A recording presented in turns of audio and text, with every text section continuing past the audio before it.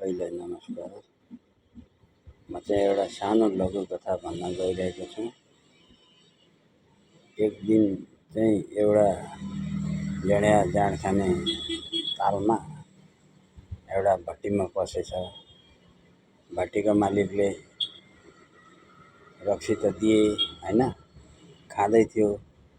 मालिकलाई यो कुरो याद भएन, जड्या गइसक्यो होला, अब दोकान बन्द गरेर जानु पर्यो भनेर सटर लगाएर दोकान बन्द गरेर मालिक घरतिर गए।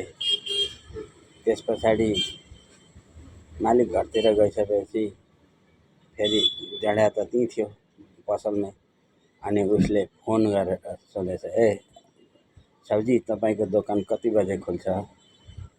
साउजीले नम्र भावमा जवाफ दिए, मेरो दोकान बिहानको 9 बजे खुल्छ भनेर भने। फेरि एकछिन पछाडि फेरि फोन गरेर कति बजे खुल्छ अरे भनेर सोध्यो। 9 बजे खुल्छ भनेर भनिसकेँ त मैले, कतिचोटि तिमीलाई सम्झाउने भनेर। फेरि अर्कोचोटि पनि फोन गरेर त्यसै भनेर, त्यो भन्दाखेरि 9 बजे खुल्छ, खाने भए 9 बजे आउनु भनेर साउले भनेछन् हैन। अनि त्यस पछाडि त्यो जड्याले चाहिँ के भनेछ भने, साउजी, म तपाईँको दोकानभित्र बन्द छु, थुनिएँ, मलाई निकालिदिनु भनेर भन्ने साथ